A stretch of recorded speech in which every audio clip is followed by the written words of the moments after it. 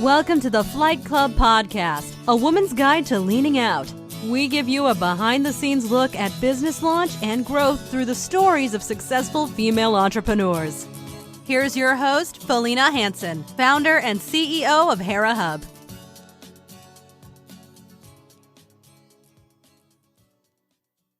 Hello and welcome. I am really today with Tameeko Clark. She is a former sales operations manager from the SaaS industry, software as service industry, turned certified holistic health coach and nutritionist. She is a mom of two who grew up on junk food and personally understands the struggles that foundation can bring. She is passionate about helping other busy, ambitious women, especially moms, take control of junk food cravings to achieve their health and wellness goals. Welcome to the show today, Tameeko. Thank you. So happy to be here. Wonderful. Well, let's share a bit more about your background and your journey. And of course, we will get to talk about your business. I know you're recently launched and doing some great things. The business name is Basic on Purpose, and you can find Tameeko at basiconpurpose.com. Tameeko, first take us back. I know you're a San Diego native for the most part, most of your life here. Talk to us about some of the early career choices you made, education choices. And then let's go back to what I just mentioned in your intro, that growing up on junk food part of the equation. Sure. So honestly, my first job is what led me to kind of getting into being interested in business.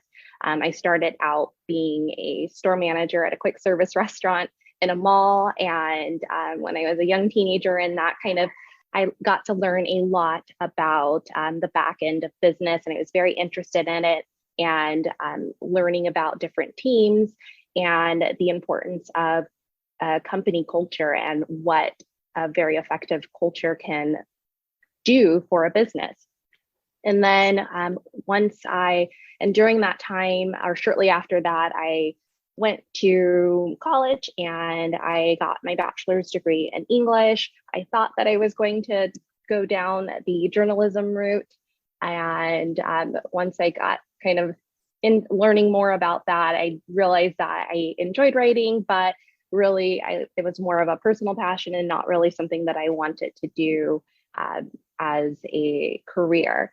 And so once I graduated from college with my bachelor's degree, that's when I started working in the software as a service industry. And there I really got to learn a lot about the business mechanics and things like that, and just working in a corporate environment. And I later went on and I actually started a master's degree program in creative writing because I just wanted to see make sure that was definitely not the route that I wanted. And so 6 months into that, I'm like, okay, no, I love this, but this is still just, this is not it. And meanwhile, I was still learning a lot about managing a business and managing teams and those types of things. And so finally, that's when I decided that, you know what, actually, I think I want to get, my MBA. Mm-hmm. And so I enrolled in an MBA program. And my very first class was on organizational leadership. And I remember I was sitting front row, perfect posture, and I was eating it up. And that was the moment that I realized that I was interested in the business side of things. And that was something that was a passion of mine. And I just learned so much during that time. And also, I was going to school full time and working at the job that I was at, and there they started this program, a culture shaping program that was a very eye-opening experience for me. And so from my first job, I got to see and a very established culture and action, and how it moved the employees to really take ownership, personal ownership within the company, and move the business for the better. And then here I was in this culture shaping program that was just so powerful for me as an individual, but also as an employee and also as a leader. And I just learned so much from that, which I later incorporated what I learned about culture into my health coaching program, because culture really moves so many different things. Yeah, and it's something that's difficult to get right, Right. from my experience. I know you were in the SaaS industry, software service. Was there a particular industry segment? Was this company developing SaaS software, or were they a SaaS software company servicing a particular industry? Yeah, it was business to business, and it was a health and wellness benefits software. Okay, interesting. Awesome. Okay, so let's talk a bit. I know that, and was that company Benetrack? Is that? Yes, which at the time was a subsidiary of Paychex, the payroll provider. Okay, got it. Okay, interesting. And did they break off, or? I think just from some of the friends that I know that are still around there, I heard that I think it's being relabeled or something like that. I think they're completely that, because that company was actually a startup when I first began there, and it was one of the industry leaders at the time. But then as time has gone on, there are a lot more players in that industry now, and so so I think it's just been updated to a different name and company product now. Got it. Awesome. So you were there 10 years. Yes. That's a long time. That is a long time to dedicate to a business. Yeah. Oh my goodness. So let's get into kind of the next phase of the story. You started to build your family. Talk about what happened. Sure. So while I was at Benetrack, I had my first son, and it was a really great experience. I had a lot of coworkers that had really become like family to me, and that I had really developed a lot of really fantastic relationships there. And so it was really easy at that time. Well, it wasn't easy, but I was able to make it work with balancing family and my career and my education and all of those things. It was, pretty easy at first when I just had the one child.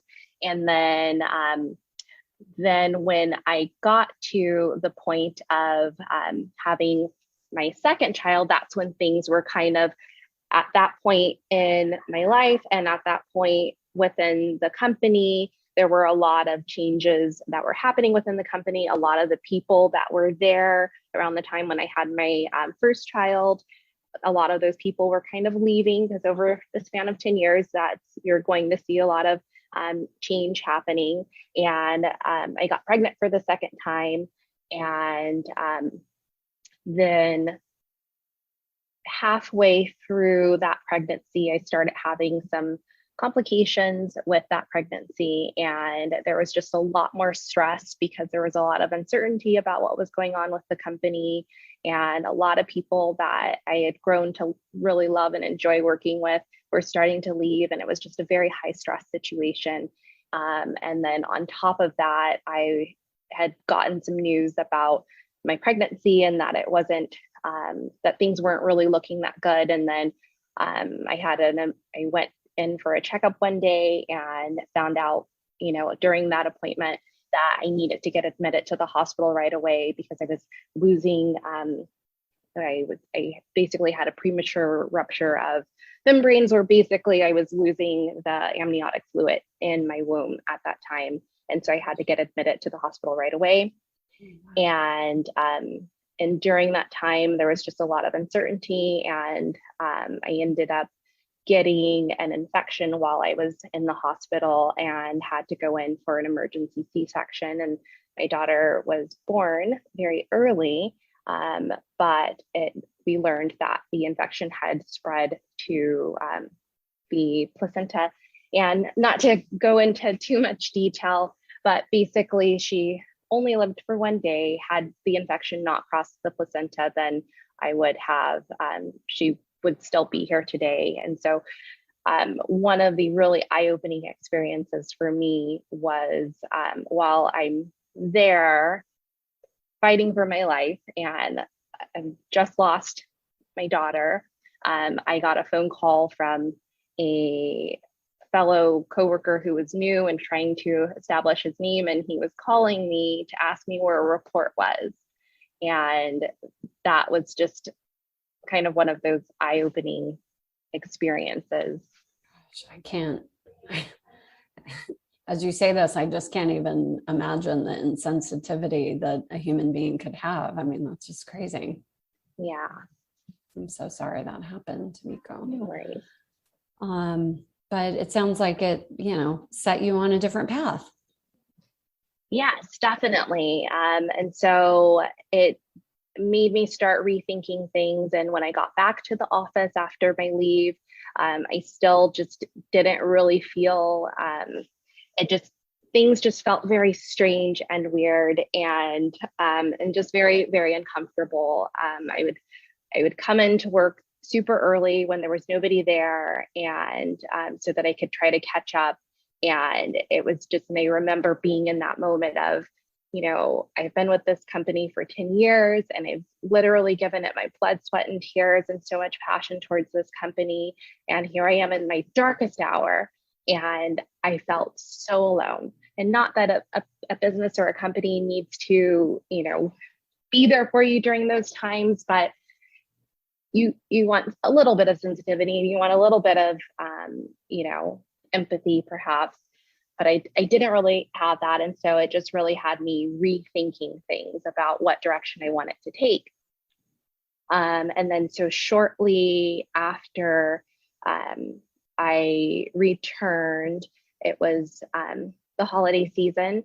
And then when we got back from the holiday season, after the holiday season was over and it was the start of the new year, I was pulled into a room and learned that my position was being eliminated and that they were laying off pretty much all of the managers. And they sent me on my way. Mm-hmm. And that was a huge crossroads for me.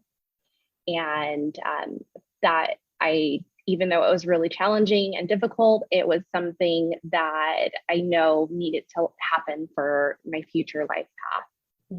Yeah, absolutely. Oh my gosh. Well, you had been through a lot up to that point.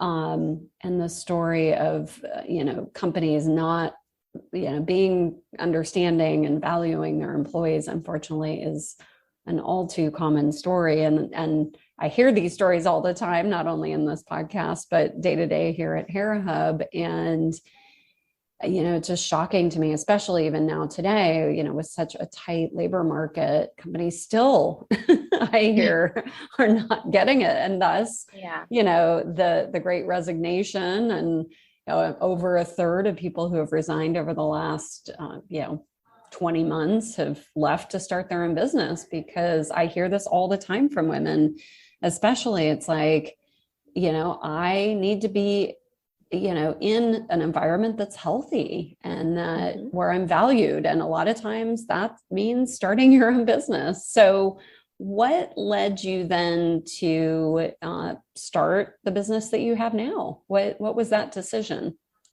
Sure. So I think that decision really started with an idea years prior when I had just had my son, and I come from a background of, I grew up on eating junk food and processed foods, and where health and wellness wasn't something that was a priority. And that's just the way things were for me growing up. And so when I as I got older and once I entered into adulthood, that's when that foundation started to catch up with me. And I just didn't feel at my best. And I didn't know why. And one day I walked in to a health and wellness clinic, and I met with a nurse practitioner, and I filled out one of those questionnaires that they have you fill out while you wait for your appointment.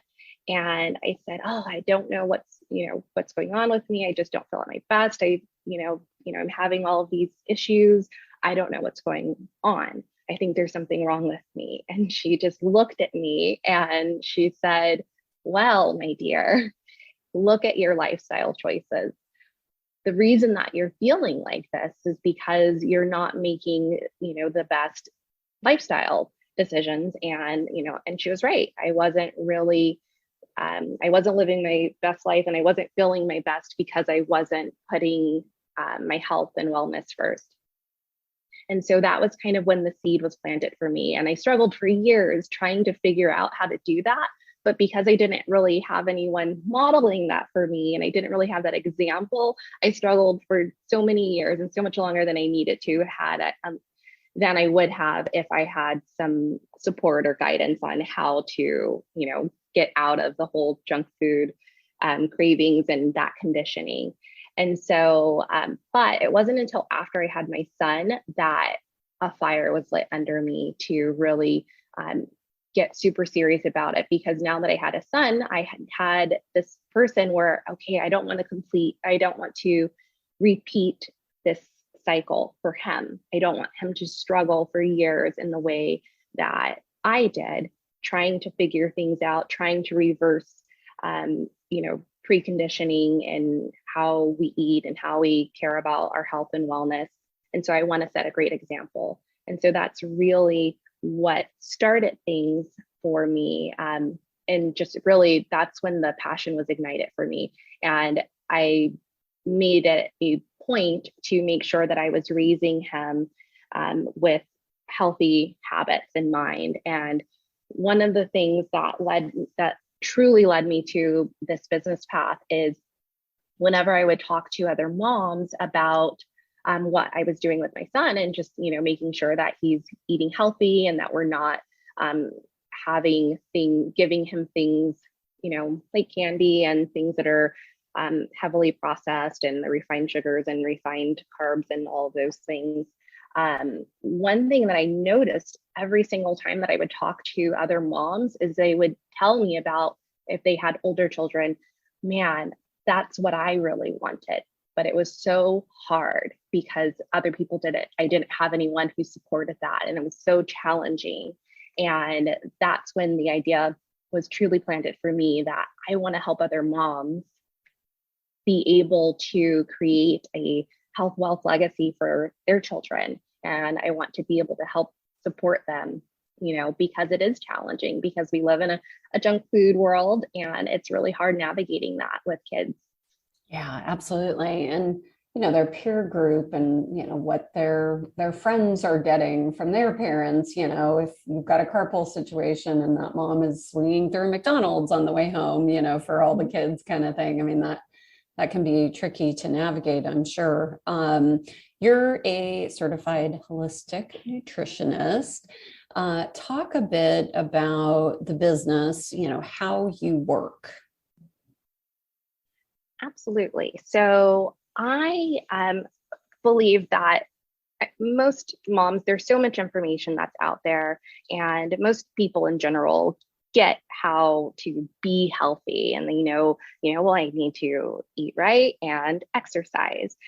But if it were that simple of, I know what I need to do, then everybody would just be doing it.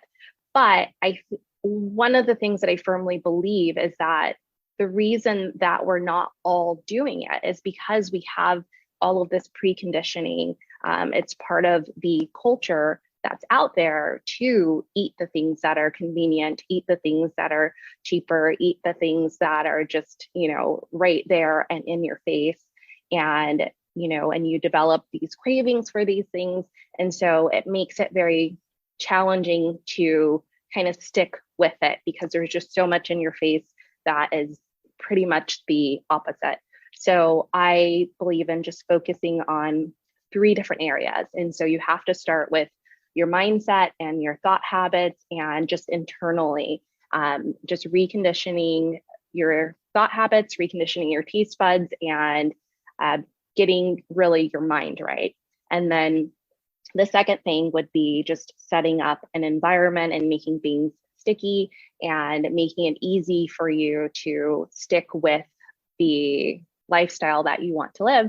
And then finally, putting systems in place to make sure that you're able to incorporate it into your daily life. And then this is when it starts to become part of your personal culture that you're actively creating.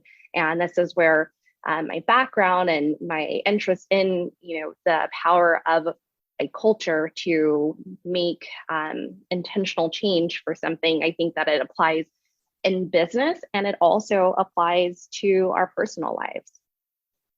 Absolutely. Yeah. Like you said, if it was easy, everyone would be doing it. But when we look at the statistics, here in the US and globally, it's not that easy. So, well, I'm really excited about your business.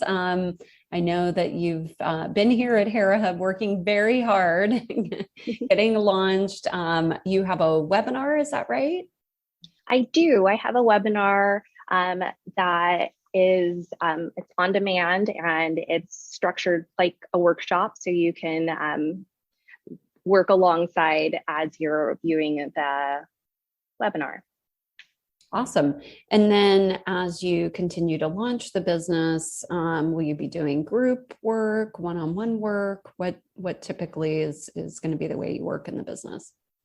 Yes. Right now I am doing so after someone goes through the workshop, then I make an offer for people to get on a call with me one-on-one for a free consultation.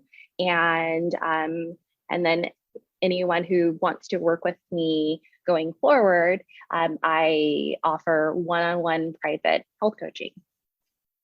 Awesome. I love it. Well, if our listeners want to get in touch with you, what's the best way to learn more about you and reach out? Awesome. Yeah. So if they just go to www.basiconpurpose.com, and there is a button when you first get to the website where you can schedule a wellness consultation with me, and just click on the button and schedule some time one-on-one, or just check out the website. Awesome. I love it. Well, thanks so much for your time, Tameeko. I've really enjoyed getting to know you. Thank you. This has been great. Thank you for joining this week's episode of Flight Club, sponsored by Hera Hub. We look forward to sharing more success stories with you soon.